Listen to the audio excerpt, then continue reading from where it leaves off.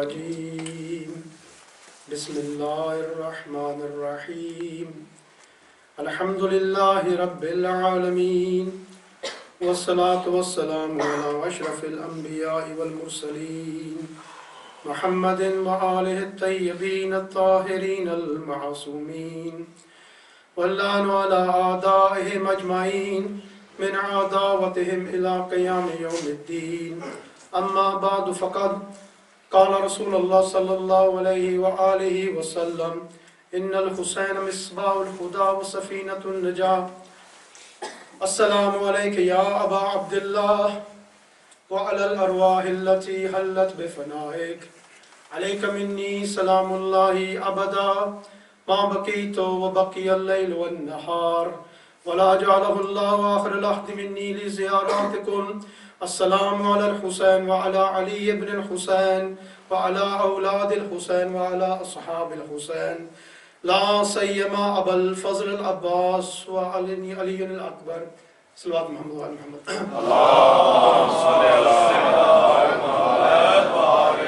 محمد. Usually on these banners there's a saying which I cannot find on this banner, La yawmaka kayawmaka ya Aba Abdillah. This is from Imam Hassan alayhi salam, which says, O Hussain, there is no day like your day, meaning Yom Ashura. La yawm kayawmaka ya Aba Abdillah. And these days we'll be commemorating Arba'een. And I just want to pick up on a few points which the Maulana said and a few other points as well. I have attended seminars at Oxford University on the subject of Azadari. A few years back, Exeter University had seminars which some ulama, Shia ulama also attended and presented papers on Azadari and Marja'iyyat. Azadari is one of the most powerful weapons that mankind has ever known. This is no exaggeration. Azadari is one, let me repeat it again. Azadari is one of the most powerful weapons that mankind has ever known. Christianity had Jesus' sacrifice, meaning he was, according to the Christians, he was crucified on the cross. Through this crucifixion, they made a quarter of the planet Christians. And I have heard some non-Muslims saying that you Shias have not used Azadari the way it should be. If you had used Azadari as a tool to convert, it is the most powerful weapon of all. This is a whole subject on the power of Azadari. But I'm going to address a few hadiths which have been narrated from the Ma'sumeens, just to give us an indication the power of Azadari and the power of remembering Imam Hussain Islam. There's a hadith which many of you have heard, which says, Man baqa al-Hussain, aw abka, aw tabaka, wajabat lahul jannah. Many of you have heard this, which says that whoever cries, or makes others cry, or makes the act of crying, feigning, wajabat lahul jannah. For Jannat becomes obligatory upon him, wajib upon him. He is becoming an inhabitant of paradise. Now, is there exaggeration? Is there exaggeration in this hadith? That if you cry yourself, and then make others cry, and then act as though you are crying, Jannat becomes wajib upon you. Is there an exaggeration there?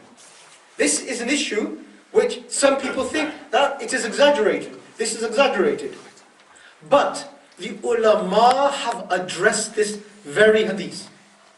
And you probably have this book in your library as well. Abdul Razak Mukarram, Maqtal Hussain. Does someone have? Abdul Razak Mukarram. It's in your library. It's in English, it is in Arabic, it is in Farsi, it is in Urdu. All 4 languages. And Abdul Razak Mukarram addresses this very hadith. He says, is there exaggeration in this hadith? He then goes back to Rasulullah sallallahu alaihi wasallam.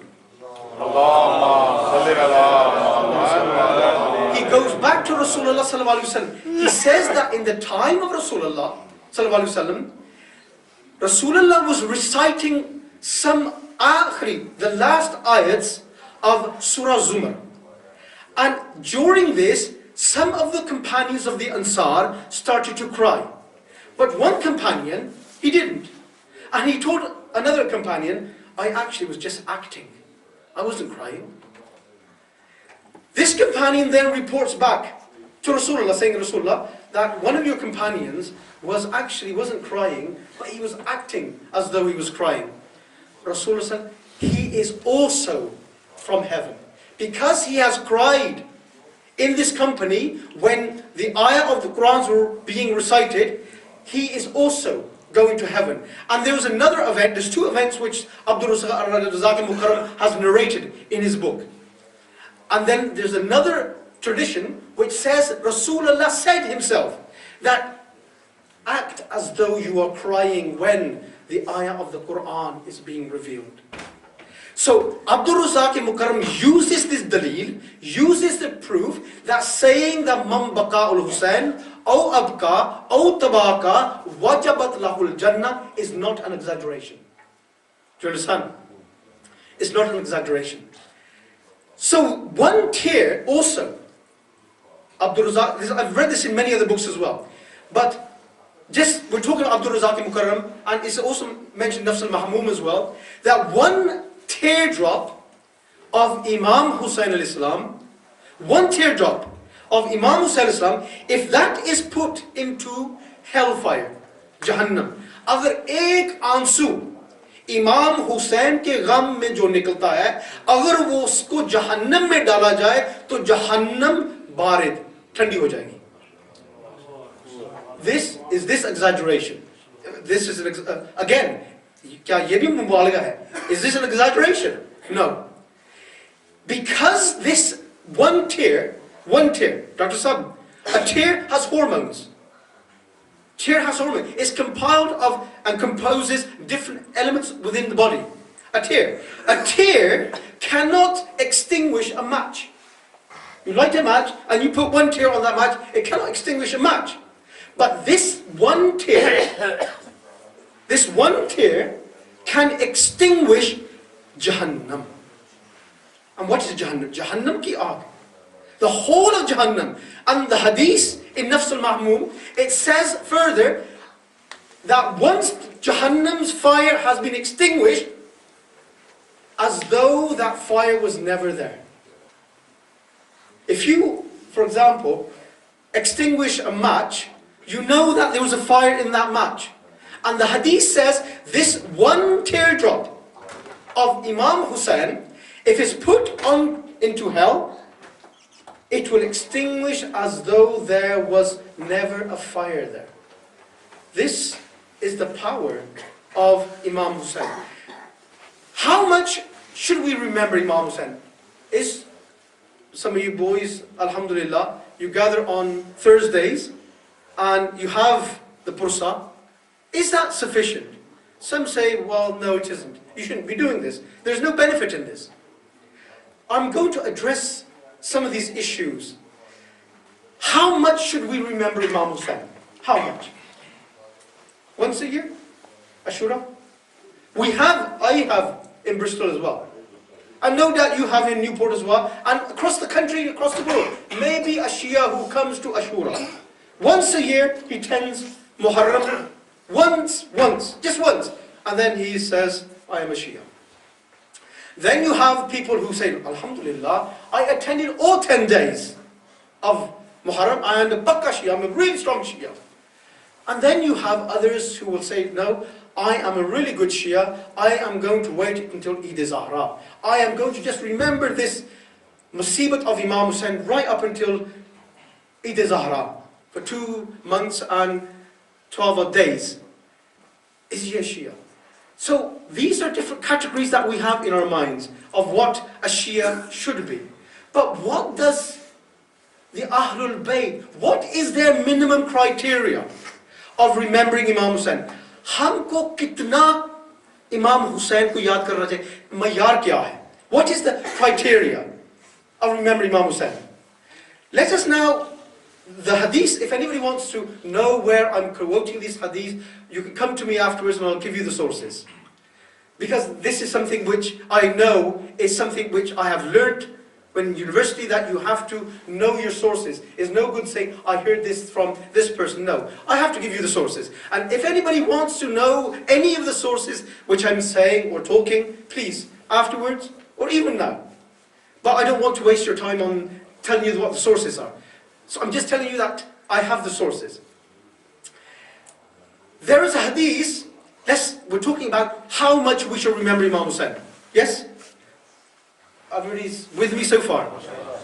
How much we should remember Imam Hussain?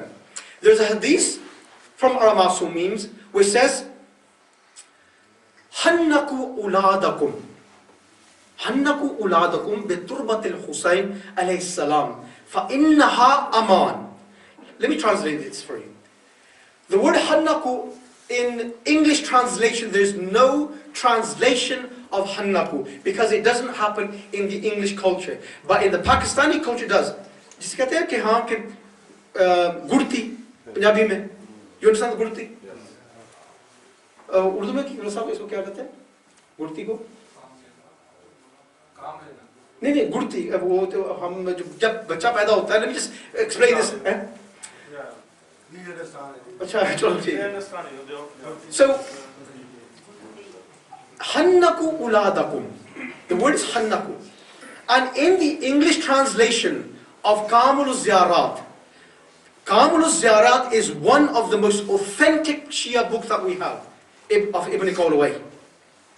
It's available in English, Arabic, Farsi, Urdu, all of these languages. And in this is this hadith, Hannaku uladakum, which says, when a child is born, your newborn, what you have to do is to give it some small amount of Turbat al-Hussain. Small amount of Turbat al-Hussain. Also, from our culture, I have seen some women, when a child is born, they put a knife underneath the pillow. I don't know whether you experience this, or ladies do this or not, but sometimes to keep the child safe from jinn and stop them from being scared. I have seen this, women do this. They put something made of metal underneath the pillow.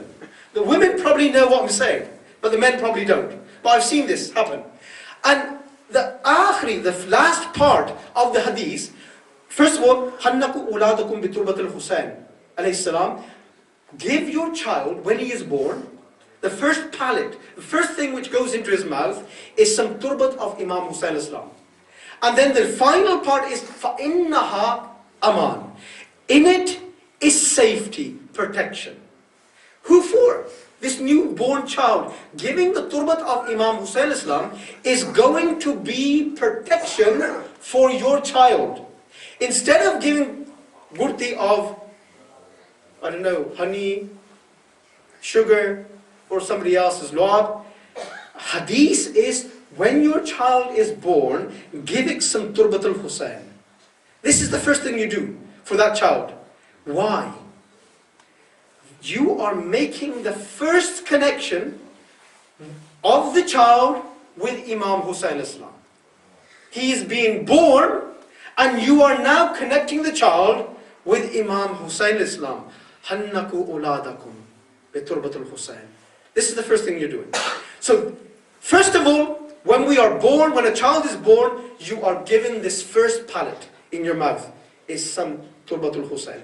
And then, again, you have heard this hadith many, many times. It says, and this is a hadith which is said by Imam Hussain in Karbala towards the end of all the shuhada. And this is one of the wasiyats of Imam Hussain. It says, Shiyati, Mahma, Shribtum, Shiyati, Mahma Shribtum, Adbun Ma, Fathkuruni. You've heard this hadith. You know what the meaning is. Oh my Shias, whenever you drink pleasant water, remember me. Fadhkuruni. यानी आपने अक्सर बार कई दफ़ उलमा से अशूरा के दिन ये जुमले सुने हैं. ए मेरे शिया, शिया थी, ए मेरे शिया, जब भी अल्फाज महमा, जब भी आप ठंडा पानी पिए, तुम मुझे याद करना. How many times this hadith has another hadith which the Imam has actually clarified, and this hadith is not mentioned. On Ashura, every alim, when he reads the Maqtal of Imam Hussain, always mentions this hadith. Shiyati, Mahma, Sharibtum Ma, Adbun Ma'um, Fadhkuruni, remember me. Every alim mentions this. And we have become so used to listening to this hadith that we do not understand what the Imam, this is the wasiyat of the Imam. Wasiyat. And yet, we take it so lightly. Let us now look at the meaning of this. There's something being said here. Oh my Shias, whenever you drink cold water or sweet water, remember me. Remember me. Why is Imam saying this? Why is Imam saying this? It's because that how many times of the day do you drink water? कितनी बार पानी पीते हैं? I don't know, how many times? Maybe 4? 2? 3, 4 times? 3 or 4 times. 3 or 4 times, you are remembering Imam Hussain according to the hadith. You have to remember Imam Hussain and his thirst when you drink water. This water is ordinary water. You got it from the tap, you drank it, and you remember Imam Hussain and remember the musibat of Imam Hussain. Nobody has told you what the Imams have told what the effect of drinking this water is. I have not heard it from the ulama. Maybe you have, but I certainly haven't. There's another hadith, and it says, and this is a whole hadith on this, it's narrated by somebody called Dawood al-Raqi. Dawood al-Raqi. He says, one day, I visited Imam Jafar Sadiq.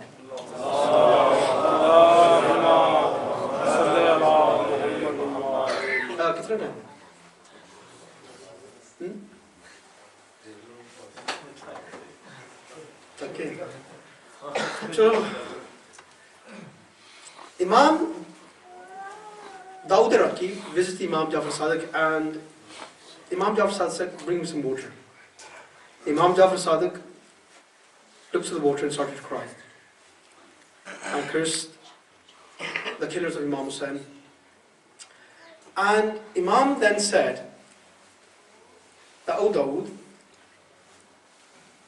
that when you drink this water, when you remember Imam Hussain al-Islam and curse the killers of Imam Hussain al-Islam, Allah subhanahu wa ta'ala gives for you, and let me just, before I go to, in Arabic, there's something called qasrat, meaning excessive. In Arabic, there's 2 words, which it could be more, but 2 which I know. It's sab'een, which is 70, and al-fishar, meaning 1,000.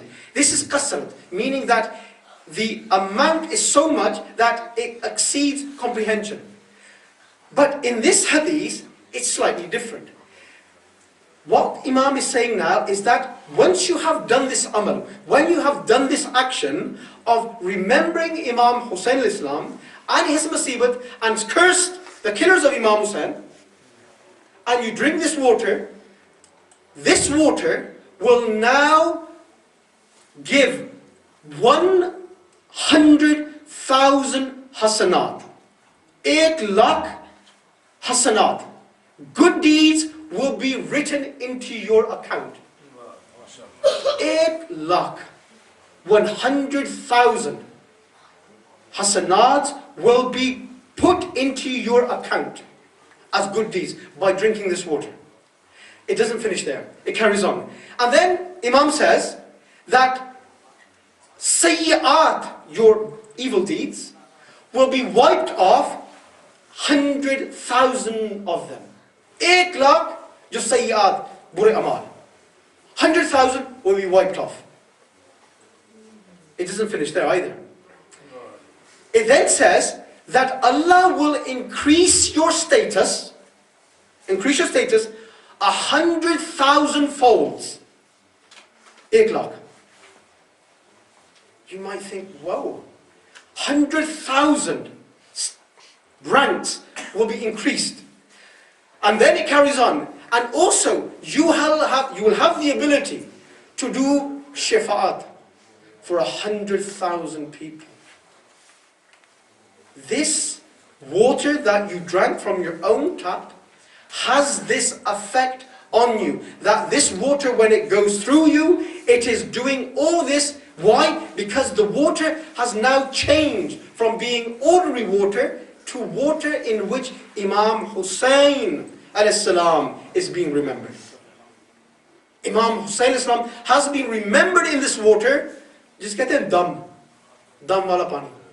This water, yourself, you have given this water some special qualities. And those qualities is that it's changed its form, it's changed its essence to make it a water which wipes away 100,000 sayyi'at and increases your 100,000 darajats, and also 100,000 of your good deeds are also written. This is what Imam Hussain al-Islam is demanding from us, is that in our daily lives, is that we should remember Imam Hussain al-Islam. There's other hadiths as well which talk about how much we should remember. But next 5 minutes I want to finish because I know you've been here for a little while already. Maulana was also mentioning the ziyarats of Arba'in. And amongst the signs of a moment, there are 5. The 51 rakats of prayer, and in that was Salatul Layl also, in that 51 rakats, which Mullah said Maqam Mahmud. And 51 rakat is the sign of a moment. And also, praying on the Turbatul Hussain. Turbatul Hussain. This is also one of the signs of a moment. And then having a ring on your right hand is also a sign of a moment. And also saying Bismillah ar-Rahman ar-Rahim aloud in every prayer is also a sign of a moment. And also doing the ziyarat of Arba'in is also a quality of a moment. Is that he tries to visit Imam Hussain on Arba'in. However, the ziyarats, and I'm aware of this, the lands also all have an impact upon us. And also when we look at how many times in Mafati and other books that we should remember Imam Hussain. Listen quickly. We also have Ziyarat Ashura. Yes, we have Ziyarat Arba'in. Then we have Ziyarat of 15th of Rajab. Then we have Ziyarat of 15th of Shaban. And I remember when Marhum Abdul Qasim Hussaini used to do the amals here before we had our Bristol Imam Bargah. He used to say that in Mafati it's written that if you want to do Musafa, shake the hands of 124,000 Anbiya, recite the Ziyarat of Imam Hussain on Nima Shaban. Just imagine the reward of shaking the hands of a mu'min, shaking the hands of an imam, then shaking the hands of 124,000 Anbiya.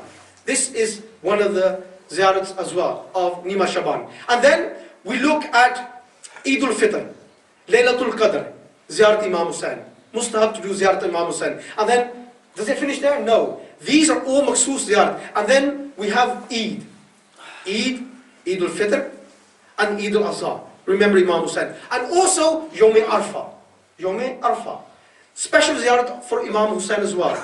So every time we are being told to remember Imam Hussain alayhi salam. Remember Imam Hussain alayhi salam. So is it sufficient to have Imam Hussain for 2 months and 10 days? No.